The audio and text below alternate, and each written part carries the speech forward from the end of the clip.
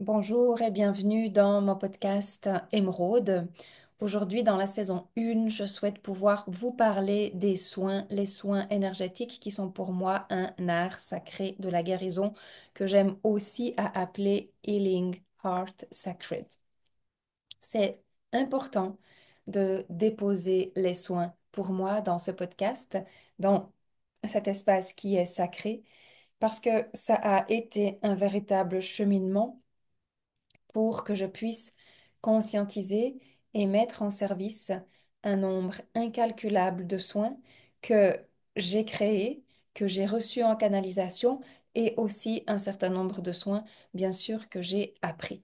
Donc là, on se retrouve déjà avec deux types de soins différents, des soins que j'ai appris au cours de mes différentes formations. Donc, je le rappelle au passage, je me suis formée en soins chamaniques, je me suis formée en soins angéliques et je me suis formée en soins quantiques. Ces trois formations ont été de base déjà un processus personnel de guérison. Avant de donner des soins, j'ai évidemment travaillé sur ma propre guérison intérieure et c'est d'ailleurs ce qui m'a appelé dans le développement personnel, ce qui m'a appelé sur mon chemin initiatique, c'était de guérir les parts en moi qui étaient blessées. Et je me souviens que ces parts en moi qui étaient blessées prenaient tellement de place dans mon être. Quand je regarde aujourd'hui avec un tout autre regard et à partir d'une toute autre fréquence aujourd'hui, je constate à quel point j'étais amoindrie dans mon énergie, j'étais blessée dans mon cœur et j'étais vraiment blessée aussi dans ma matrice. Donc, comme tout le monde, je porte des blessures collectives, transgénérationnelles et karmiques. Les soins énergétiques et quantiques agissent sur ces blessures collectives, transgénérationnelles et karmiques. Les blessures karmiques qui nous proviennent d'autres vies, les blessures transgénérationnelles qui nous proviennent de nos lignées paternelles et maternelles, et les blessures collectives qui nous proviennent du collectif dans lequel on vit, c'est-à-dire la société dans laquelle on vit, où on a grandi. Donc, ces formations ont été déjà pour moi d'abord, avant d'être un soutien au service proposé, ont été pour moi une possibilité infiniment majestueuse que je me suis offerte pour que je puisse aller guérir des blessures en moi. Dans ma matrice, j'ai guéri énormément de blessures transgénérationnelles. Aujourd'hui, vous le savez, je suis porteuse du flambeau du féminin sacré et ça, depuis longtemps, l'appel chez moi a été très très fort et très puissant. Mais pour pouvoir porter le flambeau du féminin sacré, il a, sa- il était évident, il s'agissait de pouvoir guérir ces blessures. Donc j'ai guéri énormément de blessures transgénérationnelles. Dans mon cas, dans ma situation, c'était véritablement des blessures transgénérationnelles qui prenaient la place à mon expression, à mon expansion et à ma création. Donc, au fur et à mesure que j'ai pu guérir ces blessures, au fur et à mesure, je prenais ma place, au fur et à mesure, mon feu créateur pouvait se mettre en avant, au fur et à mesure, ma création s'est déployée. Et c'était flagrant parce que ça a été tout mon processus au sein de mon entreprise, au sein de mes services. De plus je guérissais intérieurement, de plus mes services devenaient puissants, de plus je pouvais apporter et laisser mon être se déployer.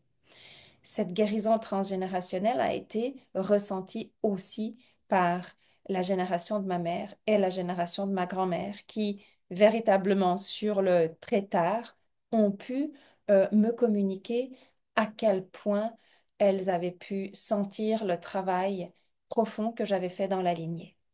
Travailler dans la guérison transgénérationnelle, féminine, maternelle, m'a aussi valu beaucoup de disputes dans ma famille parce que j'ai été vraiment un élément où je suis venue soulever les tabous. J'ai soulevé les tabous, j'ai soulevé les blessures, j'ai soulevé les non-dits, j'ai soulevé les désaccords, j'ai soulevé tout ce qui essayait de rester caché, enfoui dans ce transgénérationnel.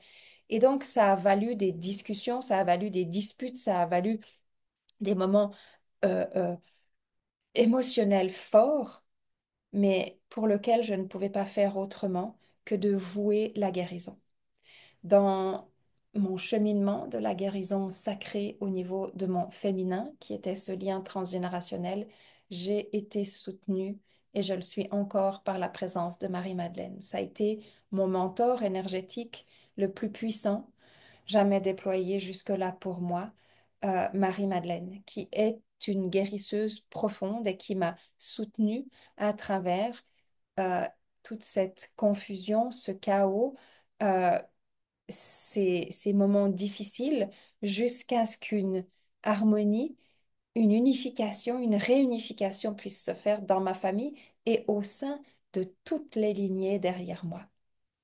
Et ça a été une de mes plus grandes guérisons et ça a été les soins les plus puissants que j'ai donnés ont été les soins envers le féminin sacré. Donc, les soins envers le féminin sacré, ce sont des soins c'est une œuvre pour moi.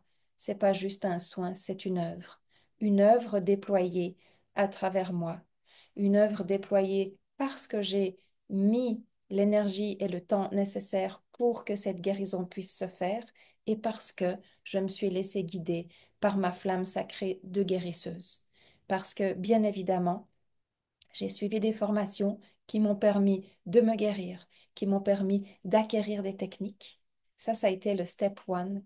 Et le step 2, ça a été de laisser mon feu créateur se mettre à l'œuvre et de laisser les énergies qui m'accompagnent me permettre d'offrir des services uniques, exceptionnels et absolument percutants et pertinents et les soins envers le féminin sacré que j'ai déployés, que finalement j'ai créé et que j'ai transmis aussi dans les formations pour thérapeutes que je donne actuellement, ben, ont permis euh, de guérir des centaines de situations, à des centaines de femmes de retrouver leur feu créateur. Qu'est-ce qui bloque votre feu créateur? C'est les blessures karmiques, transgénérationnelles et collective que vous logez dans votre matrice. Si j'ai pu, moi, les déployer et laisser mon feu créateur mettre en œuvre tout ce que j'ai mis jusque-là aujourd'hui dans l'espace émeraude, c'est grâce à la guérison sacrée.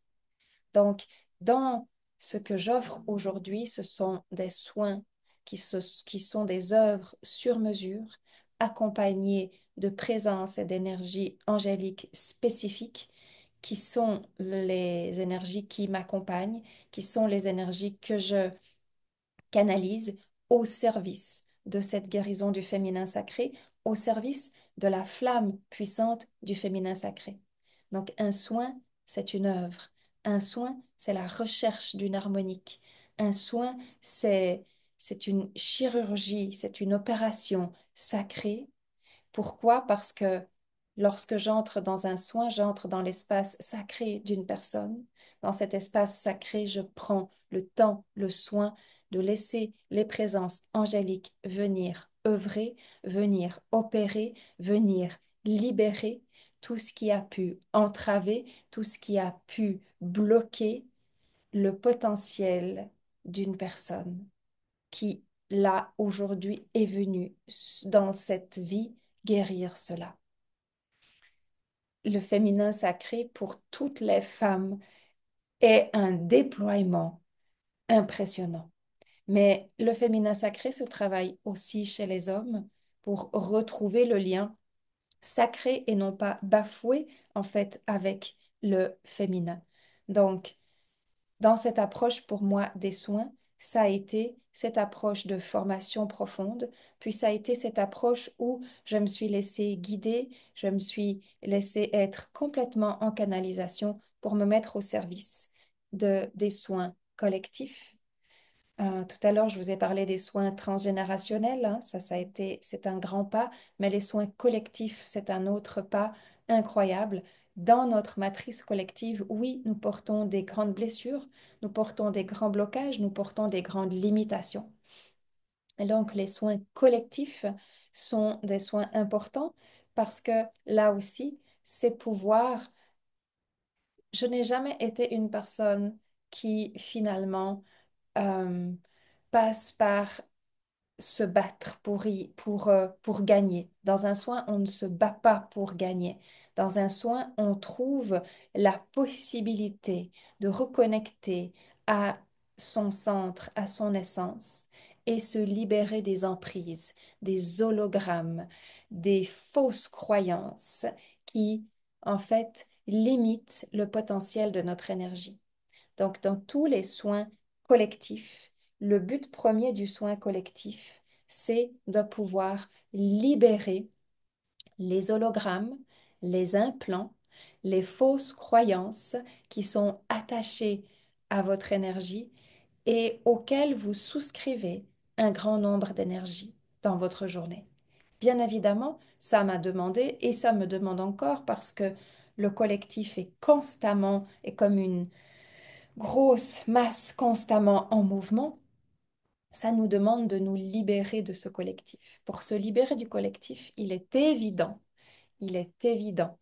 qu'il faut être en mesure d'avoir une confiance en soi, qu'il faut être en mesure de savoir qui l'on est, qu'il faut être en mesure d'avoir guéri déjà un certain nombre de choses sur son propre chemin karmique et transgénérationnel pour pouvoir se libérer de l'identité collective qu'on essaye dans lequel on essaye de vous colmater finalement. Se libérer du collectif, c'est revenir dans son essence, c'est revenir à soi, c'est retrouver son potentiel et c'est décider d'arrêter de donner son énergie à des hologrammes et à des implants qui ne vous servent à rien, d'arrêter de donner son énergie à des idées qui ne vous mènent finalement nulle part, qui n'apportent aucun résultat concret dans votre vie, d'arrêter de, de donner une part de vous à des idéaux qui ne servent personne, à part deux, trois élus, mais qui ne vous servent pas dans votre propre vie. Donc, sortir du collectif, ça demande de la guérison et ça demande de la conscience, ça demande de la pleine conscience, d'accord? Donc, les soins qui sont dédiés à la libération du collectif, ce sont des soins que j'appelle chirurgicaux parce que c'est là qu'on enlève les implants. C'est là qu'on enlève ce qu'on appelle aussi les implants, les puces, les miasmes. C'est là qu'on enlève le maximum de liens qui vous retiennent dans une espèce d'emprise. D'accord? Donc, ce sont des soins chirurgicaux. D'accord? On a des soins euh, qui sont des œuvres sacrées. Les soins pour le collectif, pour moi, ce sont des soins chirurgicaux qui vont demander aussi le développement d'une pleine conscience. Ce sont des soins passionnants, mais ce sont des soins qui demandent aussi une pleine conscience. Et puis, on va arriver aux soins karmiques. Ben, les soins karmiques, ça, ce sont des soins qui sont plus personnels. Ça, ce sont des soins qui sont très intéressants parce qu'ils sont en lien avec votre âme et ils sont en lien avec votre âme centrale et avec toutes les empreintes de votre passé. Tout ce qui dans votre passé a déjà été essayé, a déjà été testé, tout ce qui dans votre passé a laissé une empreinte qui aujourd'hui tente de se perpétuer pour que vous puissiez voir qu'il est temps de libérer ce blocage. Donc là, c'est les soins karmiques, c'est facile de les déceler, c'est dans votre vie, les patterns que vous voyez. Ben, ce sont des blocages karmiques qui ont absolument besoin d'être libérés. Donc là aussi, ce sont des soins d'âme, ce sont des soins sacrés, ce sont des soins quantiques, ce sont des soins en canalisation, ce sont des soins qui sont aussi d'une œuvre et d'une beauté spectaculaire parce que là, c'est se reconnecter à sa divinité, se reconnecter à soi, retrouver l'alignement des vertus angéliques qui font partie du génome humain et permettre euh, de, au lieu d'encore une fois de combattre et de perdre son temps, permettre à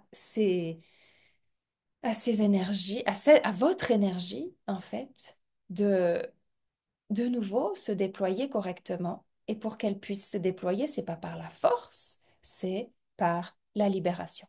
Donc on retrouve la libération karmique, les lectures de l'âme, la connexion avec sa mission divine, la connexion avec son âme, euh, la connexion avec son guide intérieur, euh, la connexion avec ben, sa destinée, qu'est-ce qu'on vient réellement faire ici, quels sont les plus gros défis de notre vie ici ces gros défis, vous les retrouvez aussi dans votre thème astrologique, peu importe quel type d'astrologie, vous allez retrouver toujours quels sont les gros défis que vous avez ici parce que ça va être euh, quelque chose de récurrent qui se passe dans votre vie. Donc, il est essentiel de dédier une partie de sa vie à la libération de ces défis, à trouver des solutions, à ramener de l'harmonie, à ramener de la paix, à ramener de la joie, de l'amour, de la santé et du bonheur dans votre empreinte karmique, dans votre empreinte transgénérationnelle et puis inévitablement dans l'empreinte collective. Parce que quand vous travaillez votre karmique et votre transgénérationnel,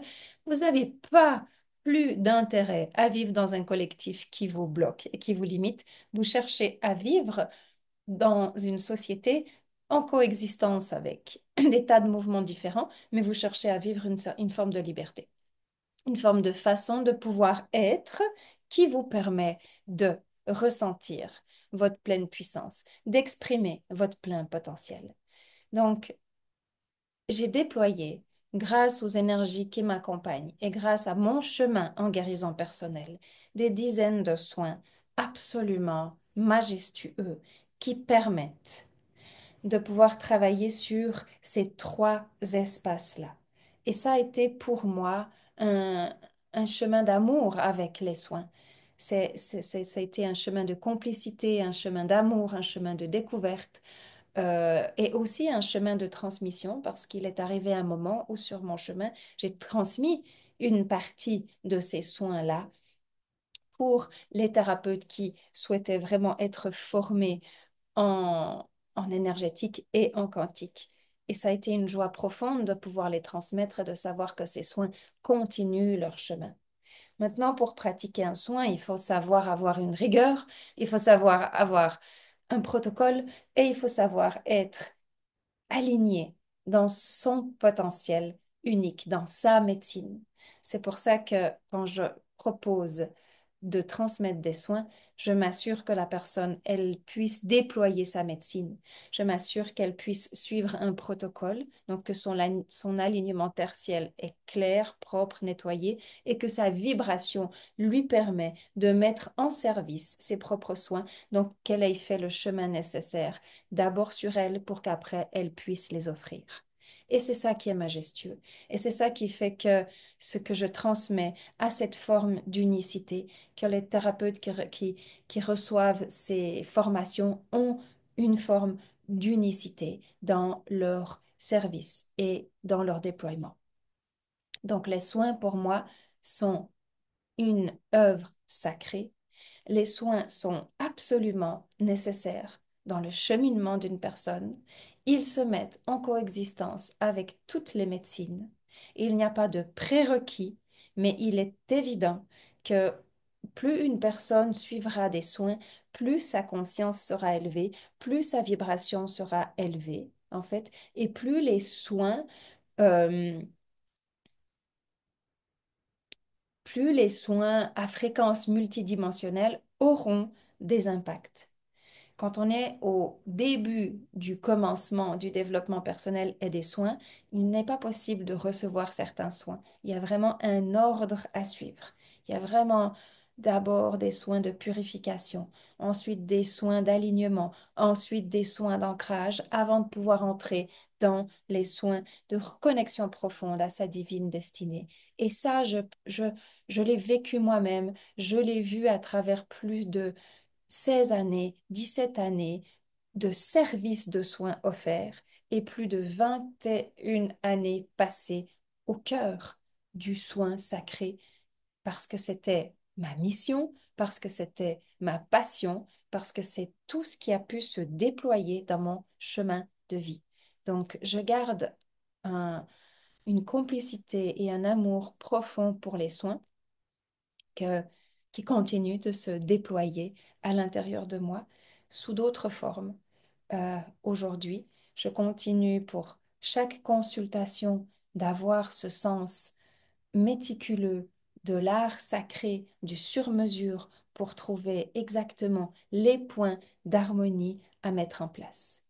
Personnellement, aujourd'hui, je travaille vraiment avec des personnes qui sont déjà dans leur pleine conscience, qui sont déjà engagées dans le développement personnels qui ont déjà reçu des soins. Donc, je travaille beaucoup plus aujourd'hui avec des personnes déjà avancées dans ce développement-là qu'à l'époque où j'ai travaillé avec des personnes qui étaient vraiment tout au début de leur progression.